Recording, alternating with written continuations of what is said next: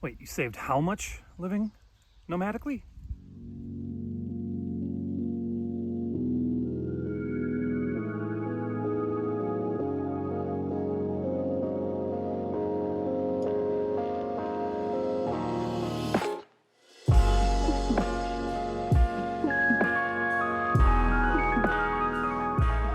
Well, hey guys, welcome back. Eric here, Wanderboom. After last week's video, you can check it out up there, about our 6 years of living nomadically on the road, and some of the just kind of the fun highlights of all the beautiful places we've been.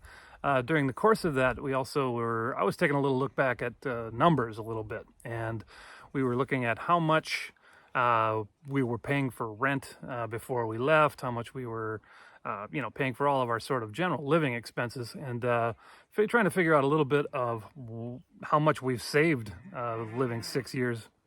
Yes, there are cows behind us. This is not a green screen again. National forest land. It's hilarious. Sometimes you get cows just kind of hanging around. And anyway, so let's talk a little bit about how much we've actually saved living out on the road like this and living nomadically, and a little bit of kind of the general numbers of what you might want to expect if you're thinking about doing this kind of a lifestyle.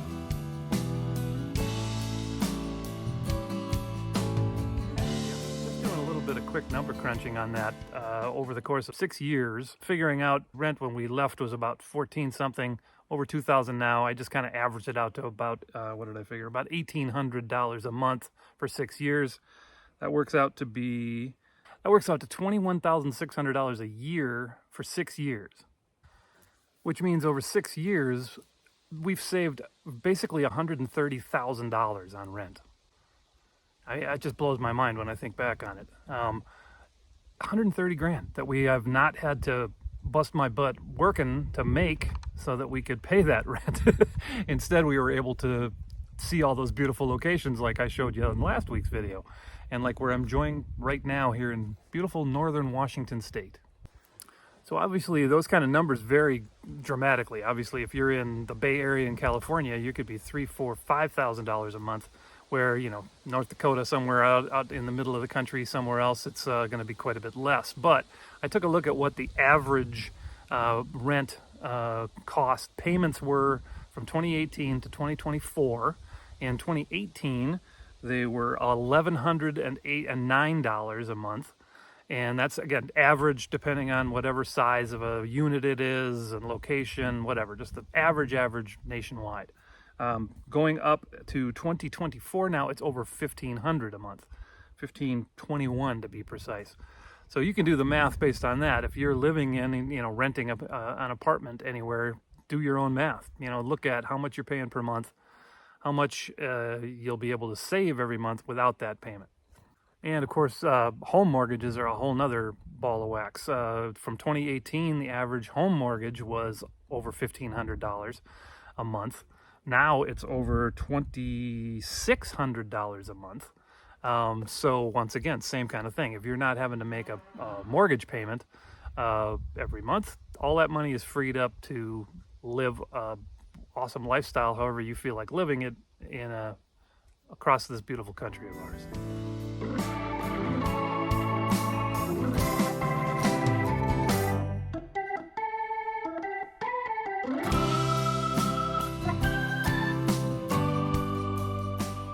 So yeah, the biggest consistent expense, fixed expense for our bus is obviously just insurance. So yeah, for our shuttle bus, we're paying about $1,000 a year for that. That breaks down to just $84 a month. So pretty easy to expense that. The biggie that most people have, especially with buses, and is going to be gas. Where it's such a variable. If you are able to stay put and not drive around a whole lot, obviously you're going to save a heck of a lot of gas and a lot of money. If you like to travel around and see different parts of the country, as well as just the fact that, if you're somebody that likes to avoid or, find that optimal temperature range, you're going to have to do some traveling. You can't spend, really not many people can spend the entire year in like southern or southwest Arizona. Wintertime, it's great, but summertime, I just saw just now that Phoenix area had 100 straight days of over 100 degrees. So If you can find a mobile home park or an RV park and pay that kind of money to be able to run a air conditioner, you could maybe make it work. But most people go to higher elevations and find places that are cooler, and so that way you're not having to expend all that extra money on keeping yourself cool. So yeah, during the course of this over 6 years now that we've had the bus, we had a couple of pretty major mechanical issues that happened. Back in the first year, the EGR went and the turbo went out, and we ended up having to spend $4,000 for those repairs. And then back in 2022 in Florida, our injectors all needed replacement, and that's again with a van in particular. That's a lot of labor, a lot of time involved. So that was over $7,000. We've put about $1,500 in tires on the various vehicles we've had. So kind of did a general round number to figure out where we were at for all of the expenses, and figured out basically about $15,000 over 6 years that we've spent on expenses on our bus and both vehicles that we've had. If you want to break that down, that's basically $2,500 a year, which comes out to about $200 a month, which, again, if you're living anywhere, an apartment, you're going to need, most people have a car that they need to get around in, and they're going to have a lot of general expenses. So, maybe a little bit higher when you're having a bus or a van or something of that nature, but not a whole lot more than what most people pay for typical living situations.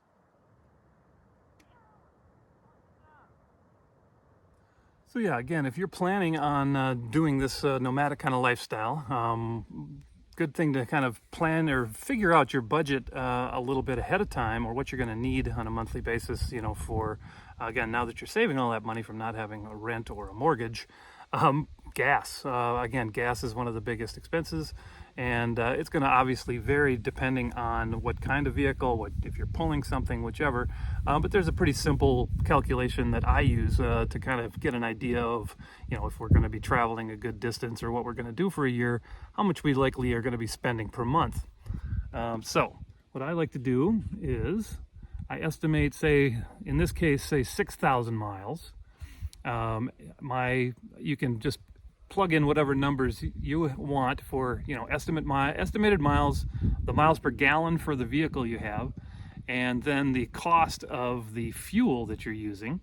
And you can kind of do your own math and figure it out. I just estimated, say, 6,000 miles, saying 8 miles per gallon. The buses get somewhere usually 8 to 10 to 12, depending if we're pulling the trailer lately, about 8. I just threw in a general number of $4 per gallon just for easy math.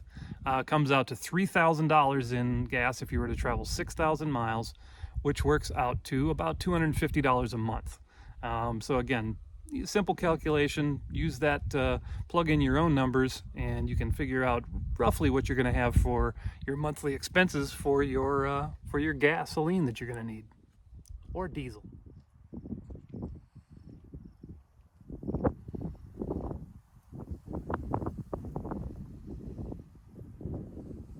So yeah, obviously one of the other biggest expenses if you're living nomadically is where you're staying. If you are like us, we try to stay almost all the time we can on national forest land, BLM land, free camping. It's definitely the way to go. Obviously, to do that, you need to have a self-contained rig, have solar, or if you're okay with using generators, we prefer to use the solar as much as we possibly can. We do have a generator for backup, but bottom line is you can actually get through especially in the western side of the country, you can pretty much spend the entire year not paying anything for staying in a spot. There's incredible BLM land, national forest land all over the West Coast in particular, like this right here where we're sitting right now, that you can hang out and camp for up to 14 days, sometimes 16 days for free. But, some people are in need of more amenities. If you're someone that is in need of, bathrooms and dump stations and water supply, and, like to stay, there's a huge range. Obviously, you can stay in the National Forest Service actually has campgrounds, some are free, that have pit toilets. all the way up to fancy RV parks. You know, if you're somebody that is going to have a little more money to work with and can afford, some of the nicer RV parks can be $80, $100 a night, and thousands of dollars a month to stay. We're more on the the tight budget side of things, so we like to. Plus, we really enjoy the open, natural camping experience. You know, again, this spot right here we're in right now, there's nobody camping within probably half a mile of us or more, and we are completely in nature. The only guests or buddies we have are cows right now that we are infringing on their space. This is a really, really beautiful spot, and it turns out they like it too. So yeah, I was looking back at our 6 years, and we have spent very, very little on our camp spots. We figured many of you know about the long-term visitor areas around the Quartzsite and you know, Southwest Arizona. Again, those are only $180 for 7 months actually, if you want to stay for the entire time. Most of the ones around Quartzsite have again, water and dump stations and trash pickup, and even some portage or some pit toilets that you can use. Yeah, so we did the LTVAs, I believe 3 different years of our 6 years. We paid the full $180 price. Several other times we were just swinging through the area and just did the 2-week fees, which is $40. Again, quite a bit less than a full campground or RV park or anything like that. But again, it's kind of a trade-off. You have to be dry camping or boondocking, and there's no hookups or anything like that, so you have to be prepared for that. But with that, and then over the course of the 6 years, we've stayed at several national parks, a number of state parks, and other smaller campgrounds where there was fees, but very, very little. So I did a little bit of math on it, and we've essentially spent barely $1,000 in 3 years or in 6 years on actual campsites or camping locations.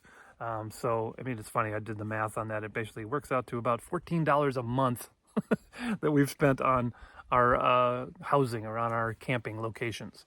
Obviously, a lot of variables involved in this, and depending on the type of travel you want to do, and the type of places you want to stay, and the amount of travel, that's going to all affect how much it's going to cost you.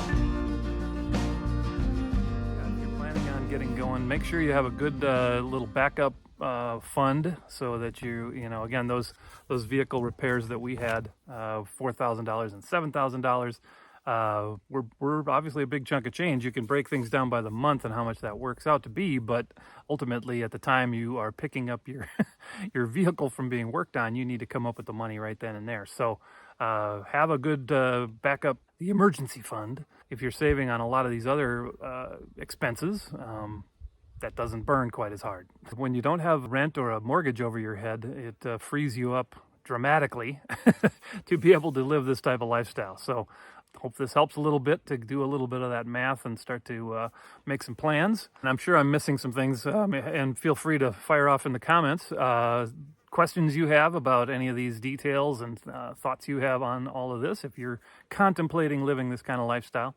I hope this was helpful, and make sure you come on back, hit that notification bell so that when our videos drop, you're informed of that and you can check right in on what we're up to. See you on the next one.